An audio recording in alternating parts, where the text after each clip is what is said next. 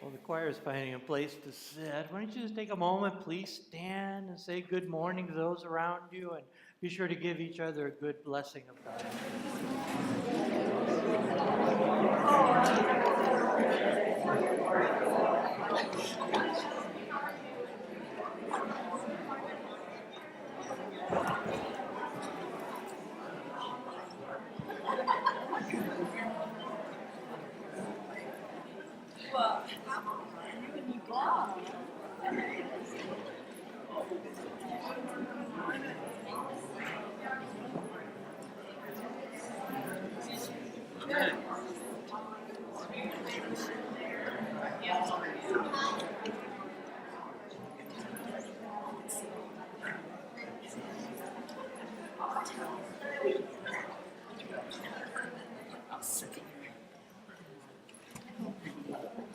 Mountain climber. And what happens to mountain climbers sometimes? They do slip and fall. And this man slipped and fell right over a cliff and headed down to about 1,000 feet plummeting and just managed to reach out to catch a branch growing out of the side of the hill there and was able to hang on and catch himself and look down 1,000 feet down. There's sure death that way. Looking up, about 100 feet up, there's no way he's going to be able to climb up this steep cliff. He began to yell out, "Somebody, save me! Help me!" And finally, a voice yelled down, "I hear you. I can save you." And the man yelled back up, "Oh, praise God, thank you. Who is that?" And the voice yelled down, "It's the Lord." And the man said, "Wonderful. You got to get me out of here." And the Lord yelled back down, "Okay, you're in a dangerous spot. You've got to promise me you will do everything I tell you. It's going to take faith and courage. Will you follow everything I say and we'll get you out of this?" And the man yelled up, "Yes, anything. Just tell me what to do and I will do that to get out of this jam." And the Lord yelled back down, "Okay, here's the first thing you've got to do. You have to let go of that branch." The man looked all the way down, 1,000 feet down, and yelled back up, "Is there anybody else up there?" Well, sometimes God is calling out to us, sometimes He's yelling out to us, and sometimes the problem is we just don't want to do what He's telling us to do. We'd rather find another plan that might be a little safer, a little more convenient, doesn't quite require that much out of us. Well, that was the situation that Gideon found himself in. Here's a good old boy out there in the mountains of Israel just minding his own business, and God comes to him in the form of an angel and speaks to Gideon that he is needed for something very important. Well, his story is in the book of Judges, chapter 6, and it's several chapters, all that he does, but we're going to zero in on just these few verses. Judges chapter 6, verses 11 through 16, and then we'll be picking up later in the chapter, verses 36 through 40. It's in your bulletin, it's also up here on the board, and if you have your Bible, please follow along. Well, the angel of the Lord came and sat down under the oak in Ophrah, and that belonged to Joash the Abiezrite. Why can't they have normal American names back then? Where his son Gideon was threshing wheat in a winepress to keep it from the Midianites. And when the angel of the Lord appeared to Gideon, he said, "The Lord is with you, mighty warrior." "Well, pardon me, my Lord," Gideon replied, "but if the Lord is with us, why has all this happened to us? Where are all his wonders that our ancestors told us about when they said, 'Did not the Lord bring us up out of Egypt?' But now the Lord has abandoned us and given us into the hand of Midian." Well, the Lord turned to him and said, "Go in the strength you have and save Israel out of Midian's hand. Am I not sending you?" "Pardon me, my Lord," Gideon replied, "but how can I save Israel?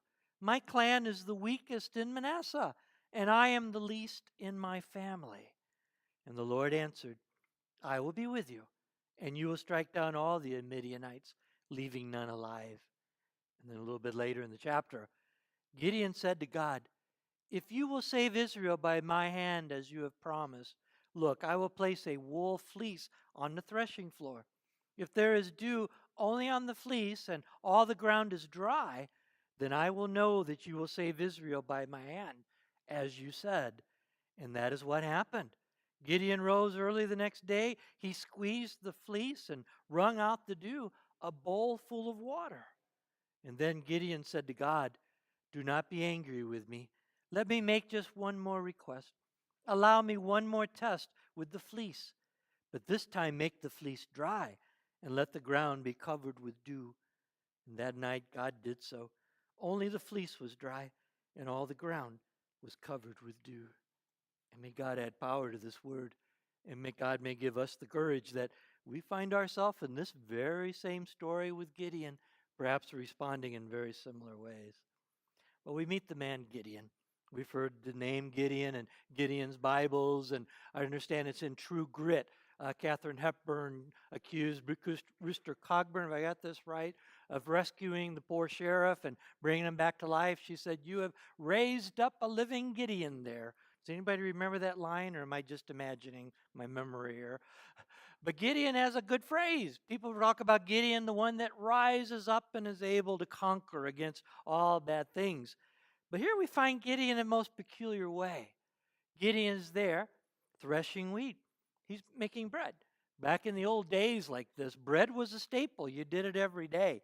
We here in America, the closest we get to this process is going to the grocery store and deciding between whole wheat or white or a number of other choices, all bagged up for us. But back in these days, this was vital work. And the way you do it, you would take the kernels of wheat and have a grinding stone and break the kernels, break the husk, and then you'd thresh them up with a pitchfork or shovel, whatever, and toss it up into the wind. And the wind would throw out the bad parts and keep the better parts so you could make bread and other important staples of life. But you do that on top of a hill, typically, where you have wind, so that the wind can throw out the bad and then keep the good. Here we find Gideon threshing wheat in a wine press. Now, back in Gideon's day, someone would be reading this story, people would say, "He's doing what? What kind of a joker is that? How can you have any wind in a wine press? How can you possibly cast out the bad parts of the wheat when there's no wind there?" I was reading one person wrote this in a story form and had Gideon portrayed, I think, fairly accurately, that Gideon is hiding out there. He's afraid of the Midianite marauders. If they see him, they'll wait till he gets done threshing the wheat and they'll come in and take it all from him. He'll be robbed, bullied, if you will. And so Gideon is hiding out in the wine press. And when the angel of the Lord comes to him, Gideon is busy at work. And they portrayed that story where the angel calls out and Gideon pops his head up like he's sticking out of the wine press. Just his eyes are showing, "Who said that? Who's calling me?" We might get the impression that Gideon is some kind of a coward. Wouldn't you get that idea? He's hiding out here for fear of what might happen to him. I tried to put myself in the place of that angel. And I said, "Really? Is this the great warrior that God wants? The guy that's threshing wheat in a wine press? Is this guy emotionally stable or not?" If I was the angel, I think I'd pull out my cell phone and call God. Said, "Lord, have I got the zip code right? Are you sure this is the guy you want?" But this is the one God has selected. So often, God chooses the most unlikely people to become his heroes. And God is all ready to start the work of raising them up, building them, molding them, making them into the people that he needs to have. Leonard Ravenhill wrote a story about taking a tour over in Europe and saw all these majestic things, all these wonderful places. And they came upon a very quaint village. And their guide was an elderly gentleman that had traveled this area many times and knew many stories from way, way back. And here they are in this quaint village. And one of them spoke up and asked the tour guide, "Tell us, were there any great men that were born in this village?" And the wise tour guide turned around and said, "Nope, only babies were born here." So, that's the way it is with Gideon. God's giving birth here to a vision. He sees something that we've got to shape, something we've got to build, something we've got to make. God sees these kind of values in us. Many times we fail to do so, but we have so much reason to build our faith to build our courage, to build our stamina. Charles Shedd had an interesting quote about today's churches and how there's a serious decline in membership. He phrased it this way: the problem with the modern church is not that the church are filled with empty pews, but that the few pews are filled with empty people. We need a little more substance in our faith, is what he's getting at here, and how very true. Well, the angel calls out to Gideon. I hear him thinking, whatever God is thinking, he thinks you're going to be a great warrior. And Gideon responds, just like any of us would, wouldn't we? Pardon me, Lord, I've got a few things to bring up to you. And Gideon proceeds with all of his excuses, all of the reasons why God should not use him. The problem that Gideon has, in a nutshell, right here, is that Gideon is focused on his problems, focused on his weaknesses, focused on his heritage, focused on that he's the smallest one out of his whole tribe, smallest one out of his whole clan. Why would you want me? He's complaining, he's whining, because he is focused on his problems. It's true with any organization, any institution. Do you know anyone can identify the fact that there's problems in something? Does anyone ever have a problem with that? We all know if it's too cold, if it's too warm, if it's not working, if this or that or the other thing. Anybody can identify a problem. But you know what's really unique is when someone can identify a solution. That's what we need. Gideon is so focused on the problems, he cannot see any solutions here. But God's got the solution in mind. He's got the goal. He's got the direction to build up Gideon because he's going to be the solution. Even though Gideon cannot see that yet, it's going to take some time. But God is so very patient to continue working with this man. When God looks at him, he sees a mighty warrior. He sees a man who's cowardly right now, but given time with God, God will raise him up into something so much more. God is always looking for the most unlikely heroes, the people you would never really expect. I'm so amazed when Jesus was calling his disciples. You know, there's universities around, there's prestigious synagogues around Israel, and instead Jesus goes out to the lake shore and calls fishermen to him and calls all these people. There's no PhDs in this group. There's no college grads in this group. It's just very average people that Jesus pulls together to begin shaping, to begin forming, to begin making a people that are disciples, the apostles, the ones that would build up that foundation of his church. These are the kind of people that God is looking for, the people that are willing to be used by him. That's the key. Are you willing to say yes to God? That's what makes the difference. Paul explains this in the book of 1 Corinthians chapter 1. He explains it this way: but God chose the foolish things of the world to shame the wise. God chose the weak things of the world to shame the strong. He chose the lowly things of this world and the despised things, the things that are not, to nullify the things that are, so that no one may boast before him. So that no one can say, look what I did. But they'd always say, look what God has done. These are the kind of people God's looking for. And when he looks in us, he sees something marvelous. God's not looking at the weaknesses. He's looking at the strengths. He's looking at the abilities. He has that special sight, which makes it all so very important. So many people make the mistake of only looking at one's weaknesses. They forget all about the strengths. But when God looks at us, he sees potential. He can see weak, cowardly people. And he says, that's a mighty warrior there. That's somebody that I can use. There was a small school. There was a teacher there that was very loving of her students. She had the grade school kids, and she loved them dearly. The kids were, shall we say, mediocre.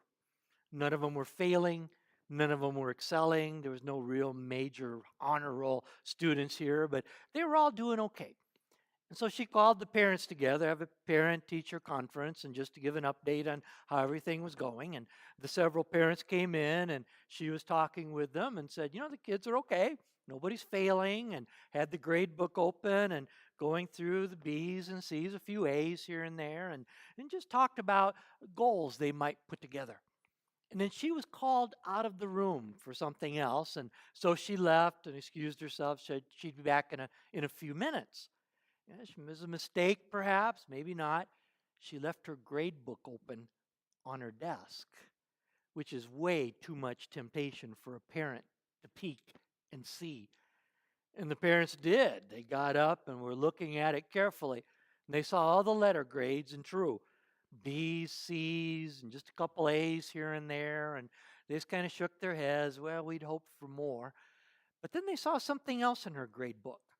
Next to the grades were numbers, just numbers.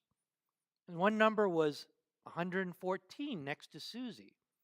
And next to Bob's was 127. Next to Kathy's, there was 117. And looking at these numbers, and they're saying, what do you suppose that is? And one of them said, that's the children's IQ. It's got to be the IQ next to the grades like that. And they looked again. And they said, our children are way above mediocre. They're way above average. They're near genius. And they got excited about that. And after the parent-teacher conference, they had a whole new outlook on their children. We can do something with these kids. The parents got involved with their homework, helped the kids do a great job on their homework, and wouldn't let them slack off. They got involved in school plays, school sports events. They were there with their children, always encouraging them because they saw their children as very close to genius level. We just got to encourage them and keep building them up, build their confidence, build their outlook, encourage their kids, and took a great interest in them. Well, can you imagine what happened to the grades? The grades started coming up. The kids started responding to all that. And they started having a whole lot more A's in that grade book, some B's, and not that many C's, rising above mediocrity. Well, it was time for another parent-teacher conference, and the teacher was very impressed with all this and talking to the parents, and they were all rejoicing. Isn't this wonderful? The kids are doing so much better. And the teacher said, I'm a little mystified. I don't understand it. What have you been doing with your kids to encourage them so much with school? And one of the parents finally confessed up, said, well, that last parents-teacher conference we had, you left the room, you left your grade book open. We're sorry, we couldn't help but looking. And we saw all of the IQ scores of our children and saw that we were selling them short, that they were much smarter than we thought they were. And the teacher started thinking in her head, IQ scores? We don't do IQ tests for children in grade school. And she had to open up her grade book and look at that. It was the locker numbers. All the grade school kids were at the other end of the school and they had the higher locker numbers. But being a smart teacher, she just said, why, yes. How very true. When their parents started seeing their children as way above average, they started treating them that way. The result was their kids got way above average just through that encouragement. God looks upon us and he sees way more than average. He sees warriors out of the cowardly ones. He sees ones of great compassion, of love, over those that we don't expect it at all. But God sees the potential in each and every one of us. He sees that potential in Gideon. And it's a message for each of us, how we need to look at each other in a different light, to look at someone and say, that's just not simply that person. That's the daughter of God walking along right there. That's the Son of God walking along there. That's an individual that has great value in God's eyes. How very important we are to our Lord God. Let us never sell ourselves short, nor our friends and brothers and sisters short either, to what God has truly called blessed. It's just a matter of being open to God, being available to him, being willing to be used by our Lord.